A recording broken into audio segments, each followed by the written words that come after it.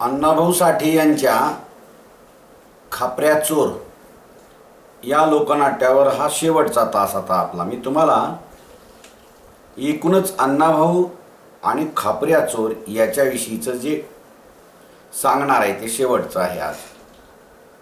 याच्या अगोदर तुम्हाला 2 पानाच्या नोट्स मी पाठवलेल्या आहेत. राहिलेल्या 2 पानांच्या नोट्स मी तुम्हाला आज पाठवतो. त्या तुम्ही तुमच्या वहीवर लिहायच्या आणि लिहून मला माझ्या वैयक्तिक व्हॉट्सअपवर तुम्ही पाठवायच्या. समजलं? हां. तर अण्णाभाऊ साठे यांचं खरं मूळ नाव आहे तुकाराम भाऊराव साठे. अण्णाभाऊ या टोपण नावानं त्यांना ओळखलं जातं. एक मराठी समाजसुधारक, लोककवी, लेखक, शाहीर या असे अनेक अंगाने अण्णाभाऊंची ख्याती आहे. त्यांचे लेखन हे सामाजिक राजकीय दृष्ट्या केवळ बोलून नाही तर कृतिशीलतेवर आधारलेले आहे. अण्णाभाऊ साठे हे सुरुवातीला मार्क्सवादी होते. नंतरच्या काळात ते आंबेडकरवादी किंवा बाबासाहेब आंबेडकरांच्या प्रभावाने लेखनाला त्यांनी सुरुवात केली. सुरुवातीला त्यांच्यावर साम्यवादाचा प्रभाव होता आणि नंतरच्या काळात ते आंबेडकरवादी झाले. त्यांचे मूळ गाव तुम्हाला मी सांगितल्याप्रमाणे वाटेगाव, वाळवा तालुक्यात, सांगली जिल्ह्यातलं हे गाव आहे. अण्णाभाऊ या गावामध्ये फक्त 1.5 दिवस शाळा शिकले. कारण शाळेत गेल्यानंतर त्यांना सवर्णांच्या द्वारे शूद्र लोकांचा होणारा छळ किंवा भेदभाव हा त्यांना मान्य नव्हता. म्हणून अण्णाभाऊंनी ती शाळा सोडून दिली. आता अण्णाभाऊ साठे हे पहिल्यांदा कॉम्रेड श्रीपाद अमृत डांगे यांच्या कम्युनिस्ट विचारसरणीनं ते प्रभावित झाले होते. त्यांनी नंतर 1944 मध्ये शाहीर दत्ता गवाणकर आणि शाहीर अमर शेख यांच्यासोबत लाल बावटा नावाचं कलापथक त्यांनी स्थापन केलं आणि या कलापथकाच्या द्वारे त्यांनी अनेक सरकारी निर्णयांना आव्हान दिलं. अण्णाभाऊ संयुक्त महाराष्ट्र चळवळीमधून स्वतंत्र मराठी भाषा निर्मिती झाली पाहिजे, मराठी भाषा राज्य मराठी भाषिक राज्य निर्माण झालं पाहिजे असं अण्णाभाऊंनी पहिल्यांदा ठासून आपल्या या कलापथकाच्या माध्यमातून मांडलं. नंतरच्या काळात बाबासाहेबांच्या विचारानं प्रभावित होऊन त्यांच्या विचाराचं अनुसरण करून अण्णाभाऊ हे दलित कार्याकडे वळलेले आपणाला दिसतात. आणि म्हणून त्यांनी आपल्या ज्या कथा आहेत त्या कथा या दलित अनुभवांनाच व्यक्त करण्यासाठी, अनुभवांचं अनुसरण करण्यासाठी त्यांनी त्या लिहिलेल्या आपणाला दिसतील. 1958 मध्ये मुंबईतल्या दलित साहित्य संमेलनात अण्णाभाऊ उद्घाटक म्हणून होते आणि त्या उद्घाटनपर भाषणामध्ये अण्णाभाऊ पहिल्यांदा असं म्हणाले की पृथ्वी ही शेषनागाच्या मस्तकावर तरलेली नसून ती दलित आणि कामगार लोकांच्या तळहातावर तरलेली आहे. हे किती मोठं विधान! म्हणजे एकाच वेळेला उपेक्षित माणसं आणि कष्ट करणारी माणसं अण्णाभाऊंच्या केंद्रस्थानी होती, त्यांच्या लेखनाच्या केंद्रस्थानी होती. आणि म्हणून त्यांनी दलित आणि कामगार वर्गांचं महत्त्व या वरच्या विधानामध्ये अधोरेखित केलेलं आपणाला दिसतं. आता सुरुवातीच्या काळात कामगारांच्या संदर्भात जरी अण्णाभाऊ कार्य करत असले तरी नंतरच्या काळात त्यांनी दलित माणसाचं दुःख, त्याच्या वेदना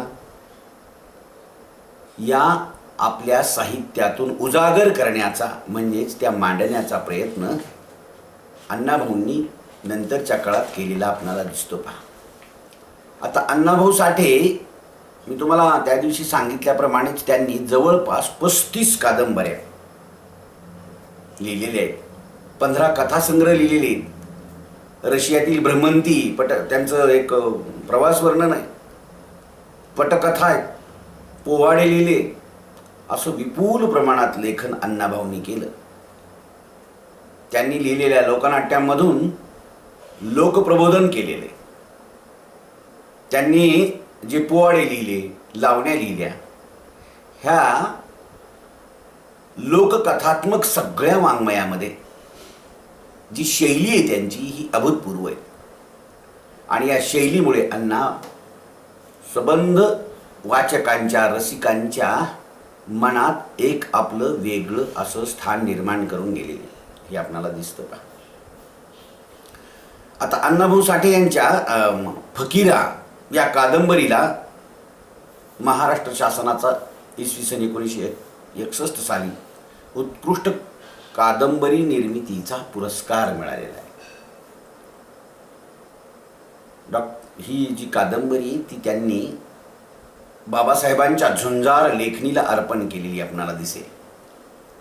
आता या कादंबरीतला जो नायक आहे की नाही, तो फकीरा हा आपल्या समुदायाला भूकमारीपासून वाचवण्यासाठी ब्रिटिश शासनाच्या विरोधात खूप मोठा त्यानं विद्रोह केलेला दिसतो आपणाला. आता हा विद्रोह का केला? जी माणसं उपाशी मरत आहेत त्याच्यासाठी भाकरी महत्वाची, कोठार नाही. आणि म्हणून यासाठी त्या फकीराला शिक्षा होते, त्याचा छळ होतो आणि नंतर त्याला फाशी दिली जाते.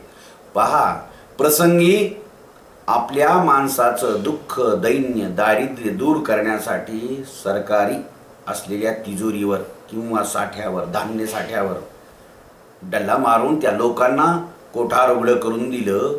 लोक तडफडून मरणारी, उपाशीपोटी मरणारी लोक जगू लागली. या जगण्यासाठी, दुसऱ्याच्या जगण्यासाठी, उपेक्षितांच्या, दुःखी माणसांच्या जगण्यासाठी अण्णाभाऊंनी स्वतः फासावर चढले. अण्णाभाऊ चढले याचा अर्थ कोण?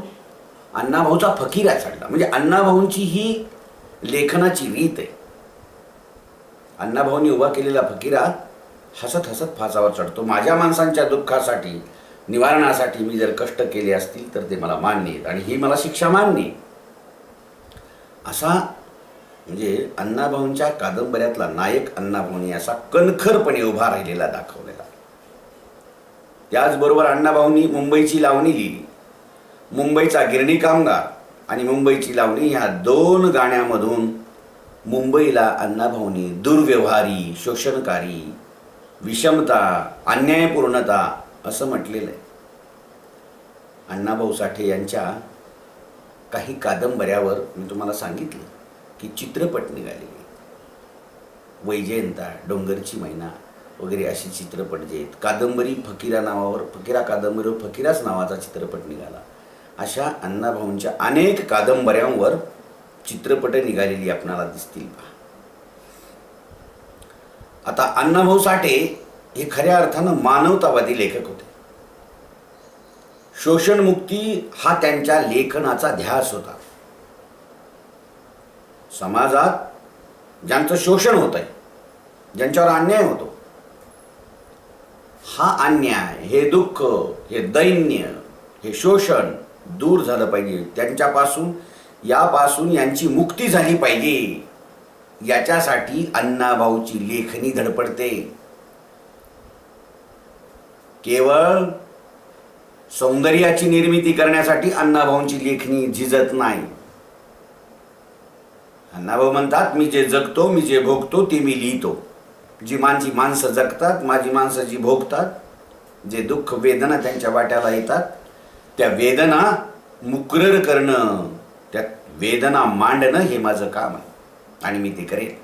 आणि म्हणून केवळ महाराष्ट्रच नाही तर संपूर्ण पृथ्वीच्या पाठीवर राहणाऱ्या कष्टकरी, दलित, शोषित, पीडित याचे शोषण संपविण्यासाठी अण्णाभाऊंनी आयुष्यभर लढा दिला. त्यांना असं वाटत होतं की वर्गविरहित समाज निर्माण झाला पाहिजे. वर्गविरहित, कोणतीही जातपात बाळगून दुसऱ्यावर अन्याय न करणारा.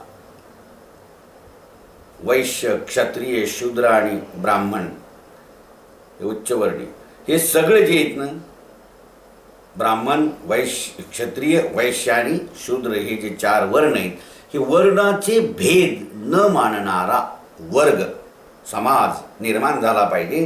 हा अण्णाभाऊंच्या मनातलं एक स्वप्न होतं, हा ध्यास होता. आता आयुष्य पूर्णपणाला लावण्यापाठीमागे एकच त्यांच्या भूमिका होती, ती म्हणजे आदर्श समाज निर्माण झाला पाहिजे. उपेक्षितांचं दुःख दूर झालं पाहिजे, हे अण्णाभाऊंचं स्वप्न होतं. आणि याच्यासाठीच अण्णाभाऊंनी आयुष्यभर आपली लेखणी चालवली. अण्णाभाऊ, पल्लवी नमस्कार.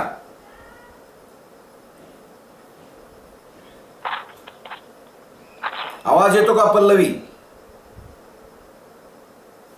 हॅलो.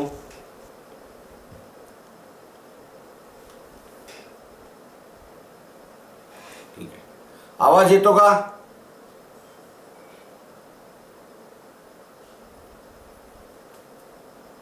कमलेश, तुम्हाला येतो का? हो सर, यायले. हा, ठीक आहे, ठीक आहे. आता म्हणून अण्णाभाऊंना मानवमुक्तीचे शिलेदार अशी एक उपाधी दिली जाते.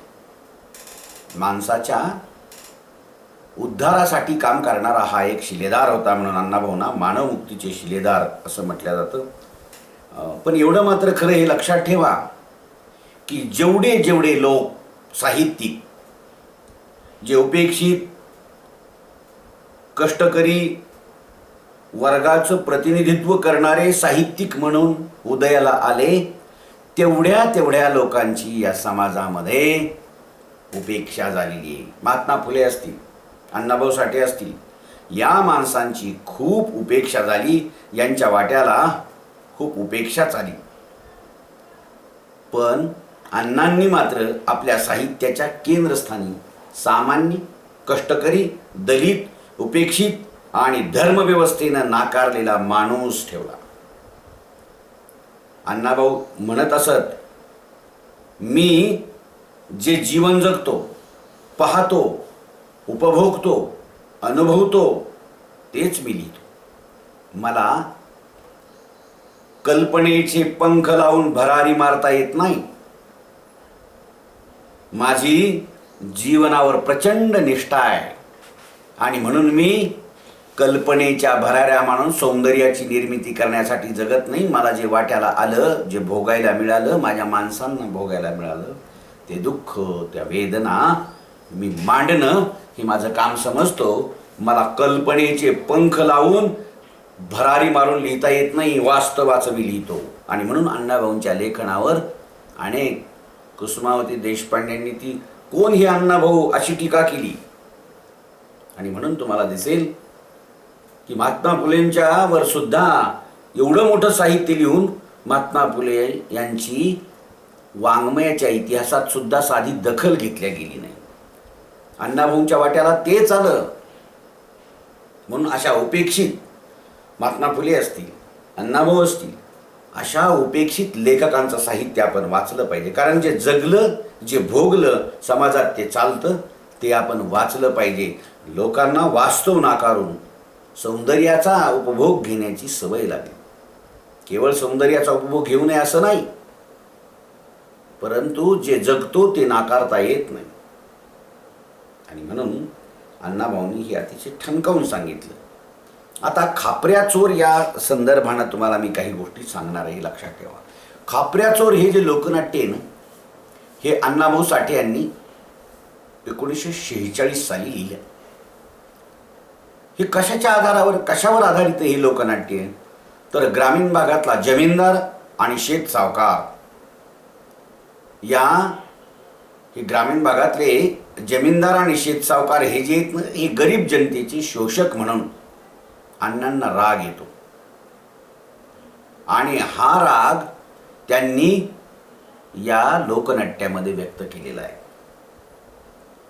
गावातले श्रीमंत सावकार, खूप मोठे जमीनदार हे काय करतात, छोट्या मोठ्या तुकडेवर असलेल्या जमीनदाराची, छोट्या मोठ्या शेती असलेल्या शेतमजुरी करणाऱ्या माणसाची उपेक्षा करतात, छळ करतात, त्याला सळो की पळो करून सोडतात, जगणं हराम करतात.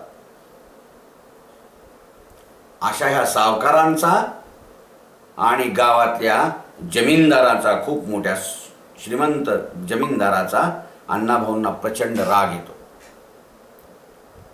आणि हाच राग त्यांनी या लोकनाट्यातून व्यक्त केला. ह्या लोकनाट्यामध्ये काय आहे की सनगरवाडीचा एक दाजीबाजी हा जो उपेक्षित माणूस आहे, ज्याची जमीन हडपलेली, हा बोलाराम सावकाराने फसविल्यामुळे भूमिहीन होऊन गावोगाव भटकत असतो. हे नाटकाची, त्या लोकनाट्याची पार्श्वभूमी. आणि हा भटकत असताना तोच खापऱ्या चोर या नावाने त्या परिसरामध्ये प्रसिद्ध होतो. आणि शेवटी तो खापऱ्या चोर भोलाराम सावकाराच्या घरी चोरी करतो. आणि या चोरीमध्ये त्याच गावातल्या पाटलाला देखील सामील करून घेतो. सामीलच नुसता करत नाही, तर त्या चोरीमध्ये गोवतो त्याला. शेवटी भोलाराम सावकार त्याची, म्हणजे दाजीबाजीची, खापऱ्या चोर जो झाला होता त्या दाजीबाजीची जमीन आणि त्या सीताची देखील जमीन, सीताबाई असते त्याच्यामध्ये, तिची देखील जमीन हा भोलाराम सावकार परत करतो. आणि घाबरलेला भोलाराम मामा आणि त्याला घाबरविणारा खापऱ्या चोर, या तिघांच्या संवादामुळे खूप मोठं विनोदाचं मर्म या खापऱ्या चोर लोकनाट्यामध्ये दडलेलं आपणाला दिसेल. आता या लोकनाट्यामध्ये सुरुवातीच्या काळी तर अण्णाभाऊ स्वतः खापऱ्या चोराची भूमिका करत असत. असं म्हणतात की त्या काळामध्ये जे लोक हे लोकनाट्य ज्यांनी बघितलं, त्या लोकनाट्यात अण्णाभाऊंनी केलेली जी भूमिका आहे खापऱ्या चोराची, ती या लोकांच्या मनामध्ये अतिशय ठासून बसलेली. ठळकपणे अण्णाभाऊंचं काम या लोकांना आवडलं. आणि म्हणून या अर्थाने अण्णाभाऊंचा जो अभिनय, ते बघणारे लोक, ज्यानं लिहिलं, ज्याला पाहिजे तसं त्यानं केला असेल अभिनय, अण्णाभाऊंचं काम त्या काळात ज्यांनी पाहिलं, ती लोक खापऱ्या चोर हे लोकनाट्य जिथे कुठे बघायला मिळेल तिथे उत्साहानं सहभागी होत असत, बघत असत. यावरून खापऱ्या चोराला खूप मोठी लोकप्रियता त्या काळात मिळाली अण्णाभाऊंच्या या अभिनयामुळे. हे या लोकनाट्याचं महत्त्वाचं वैशिष्ट्य बनता येईल सादरीकरणाचं. आता अण्णाभाऊ यांनी काय केलं की खापऱ्या चोर या लोकनाट्यात उभा केलेला जो खापऱ्या आहे का नाही, हा चोर अतिशय हिकमती आहे, तल्लख बुद्धीचा आहे. असा ते गमळू नाही, काही कुणीही मारावं कुठेही अटक करावं नाही. तो अतिशय तल्लख बुद्धीचा आहे, कुठेही कुणाची कशी चोरी करत नाही, कुणावरही अन्याय करत नाही, असा तो उभा केलेला आहे. अण्णांनी जी काही अतिशय बाकीची जी पात्र उभी केली ना, पाटील असेल, ती सीता असेल, तो मामा असेल, नाही का, ते यात्रेला जाणारे तिथे वाघे वगैरे आले असतील, तिथं मामाचीच केलेली मावशी असेल, हे सगळे जे आहेत ना, ही पात्र छोटी छोटीच पात्र आहेत, पण अतिशय चपकलपणे अण्णाभाऊंनी ती उभी केलेली दिसतील आपणाला. चाणाक्षपणे ते सगळी माणसं उभी केलेली आहेत. विनोद बुद्धीचा मामा हा वेळ प्रसंगी भोलारामाची मजा कशी घेतो हेही कळतं, त्याला घाबरवतो, अडचणीत पकडून त्याच्याकडून रजा घेतो. त्यामुळे मामा आणि भोलाराम हे दोघंही, यांचं देखील मार्मिकपणे असं विनोदी चित्र अण्णाभाऊंनी या लोकनाट्यामध्ये उभं केलेलं आपल्याला दिसेल. आणि म्हणून त्याचबरोबर वेळ प्रसंगी स्वार्थ साधण्यासाठी गावातला आपली पाटीलकी दाखवणारा आडदांड पाटील देखील अण्णाभाऊंनी तसाच उभा केलेला आहे. अतिशय हतबल झालेला, शेवटी काय होतं या लोकनाट्यामध्ये, अतिशय तो पाटील हातबल होतो आणि वेळ प्रसंगी खापऱ्याला मदत करतो. तसेच आपल्या स्वतःची जमीन, सासऱ्याची जमीन हडप केलेली आहे त्या सीताबाईच्या, आणि तिचा नवराही मेलेला आहे, जमीन सगळी गेली, आणि ही सीताबाई खापऱ्याला मदत करते. अतिशय आपल्या हातात आता काहीच नाही, आपण प्रतिकार करू शकत नाही त्या पाटलांना, त्या सावकाराला, भोलारामाला. मग त्याला प्रतिकार करणाऱ्या खापऱ्या चोराला जेव्हा कळतं, खापऱ्या चोर जेव्हा सांगतो माझी जमीन नेली, तुझी नेलेली आहे, आणि हे सगळं आपणाला त्याच्याशी आता मिळवायचे भांडून, आणि त्याच्या घरी चोरी करू, म्हणून तू माझ्यासोबत सोबतीला ये. म्हणून अशी असलेली सीताबाई, हातबल असलेली सीताबाई, आपण प्रतिकार करू शकत नाही त्या सावकाराच्या पाटलांच्या विरोधात, पण जो कोणी करतोय ना प्रतिकार, त्याच्या बाजूने उभं राहण्याचं काम ही सीताबाई करते. अण्णाभाऊंनी अशी सीताबाई सुद्धा उभं केलेली आपणाला दिसेल. त्या सीताबाईच्या जीवनात गरिबी आहे. गरिबी जरी असली, दारिद्र्याने पिचलेली जरी असली, अन्यायग्रस्त जरी असली, तरी बेईमान नाही. नाहीतरी एखादीला ते पुरून ठेवलेलं सोनं, पैसे वगैरे ते एका गाठोड्यामध्ये तिला सांभाळ्याकडे दिले, तिला इथे पुरून ठेवल्यानंतर हिला तू तिच्याकडं पाळत ठेव त्या पुरलेल्या गाठोड्याकडं, असं जेव्हा खापऱ्या चोर सांगतो. ती जर घेऊन पळून निघून गेली असती तर काय केलं असतं? पण ती बेईमान नाही, इमानदार आहे. आणि म्हणून खापऱ्यानं चोरून आणलेला तो गाठोड्यातला माल जशाच तशी ती शेवटी या लोकनाट्याच्या शेवटी भोलारामच्या घरी येते, आणि भोलारामला सर्वांच्या समक्ष ती गाठोडं देते. शेवटी खापऱ्याला तर त्याची जमीन भोलाराम देतोच, पण या सीताला देखील त्याची जमीन, तिची जमीन परत देतो. आणि शेवटी पाटील कितीही चलाक असला आणि खापऱ्याला फसवायला आला असला पाटील, तरीही तोच कसा या चोरीच्या प्रकरणात अडकतो हे देखील अण्णाभाऊंनी सांगितलेलं आहे. बघा, आता हे जे अण्णाभाऊंनी केलेलं वर्णन आहे ना, वाचकाला, रसिकाला अतिशय आवडतं. कारण एखादा पाटील नावाचा माणूस उपेक्षित माणसाला जरी तो चोर बनला असला, कारणाने चोर बनतो, त्याला मदत करण्याचं आश्वासन देऊन त्यालाच फसवायला जातो, तेव्हा तो जेव्हा फसतो फसवणारा, तेव्हा प्रेक्षकांना एक वेगळा आनंद या लोकनाट्यामध्ये मिळत असतो. आणि म्हणून शेवटी रसिकाचं, प्रेक्षकांचं प्रबोधन करणं हे लोकनाट्याचं काम आहे, आणि तेही मनोरंजनाच्या माध्यमातून, हसवत. आणि ते अण्णाभाऊंनी केलेलं आपणाला दिसेल. शेवटी भोलाराम म्हणतो, इथून पुढे आपण आता सावकारी करायची नाही, शपथ घेतो, आणि सगळ्या गावातल्या सीताची जमीन तिला देतो, खापऱ्या चोराची म्हणजे दाजीबाजी जमीन त्याला देतो, आणि तो सांगतो की आता आपण या गावामध्ये गुण्या गोविंदानं नांदूयात. अण्णांना हवं काय आहे लोकनाट्यामध्ये तुम्हाला कळेल की अण्णांना हे गाव गुण्या गोविंदानं जगलं पाहिजे.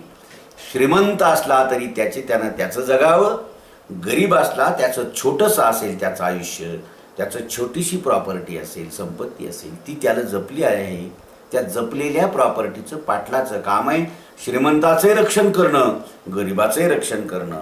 पण तो बरा आहे, जो बरा आहे, खोटंही आहे करतो, त्यालाही चांगलं म्हणायचं, आणि जो चांगला आहे त्यालाही चांगलं म्हणायचं. हा न्याय नाही. आणि म्हणून हे अण्णाभाऊंना चालत नाही. आणि म्हणून शेवटी या लोकनाट्याचा शेवट असा आहे की सगळ्यांनी गुण्या गोविंदानं राहिलं. ही आदर्श समाजाची निर्मिती अण्णाभाऊंना अपेक्षित आहे. म्हणून अण्णाभाऊंचं स्वप्न ते आहे की दुःखी, उपेक्षित, अन्याय, अत्याचारग्रस्त असलेल्या लोकांना त्यांचा तो अत्याचार, अन्याय, दुःख, दैन्य, दारिद्र्य दूर करणं आणि मुख्य प्रवाहामध्ये त्यांना घेऊन येणं हे अण्णाभाऊंचं काम आहे. आणि म्हणून अण्णाभाऊंनी ही अशा रीतीचं खापऱ्या चोर नावाचं लोकनाट्य लिहिलं. अण्णाभाऊ साठे यांच्यासारखा जो नायक आहे की नाही, हा नायक नेहमी उपेक्षित राहिलेला आहे. परंतु अण्णाभाऊंनी जे उभे केलेले जे नायक जेवढे आहेत की नाही, तेवढे नायक कधी लाचार नाही, कधी भित्रे दाखवलेले नाही. हे वैशिष्ट्य आहे अण्णाभाऊंच्या लेखनाचं. धोकेबाज नाही, दगाबाज नाही. अण्णाभाऊंनी जेवढे नायक उभे केले त्यांच्या सबंध साहित्य कृतीमध्ये आणि लोकनाट्यामध्ये सुद्धा, खापऱ्या चोर या लोकनाट्यामध्ये सुद्धा, तिथे दगाबाज नाही, लाचार तर मुळीच नाही, भित्रे अजिबात नाही, खंबीर आहे. आणि असे नायक अण्णाभाऊंनी उभे केले. खापऱ्या चोरामध्ये सुद्धा हेच असाच नायक आहे. एवढंच नाही तर हाती घेतलेलं जे काम आहे ते काम पूर्ण करण्यासाठी खुलाशे वजा केलेलं वर्तन आपल्या लक्षात येतं. आपण सुरुवातीला वाटतं की चोरी करणं ही गुन्हा आहे ना, पण चोरी का करतो हे जेव्हा त्याची पार्श्वभूमी कळते तेव्हा आपल्याला म्हणतो बरोबर आहे, आपण म्हणतो हे खापऱ्या चोराचं वर्तन बरोबर आहे, हे लक्षात येतं. आणि म्हणून अण्णांच्या नायकांना समाजामध्ये अंधाधुंदी अजिबात माजवायची नाही, तर त्यांना समाजातील विषमता आणि अन्याय दूर करायचा आहे. पर्यायीने अण्णांनाच ते करायचं आहे, पण ते नायकाच्या करवी करायचं आहे, लोकनाट्यात उभं केलेलं आहे.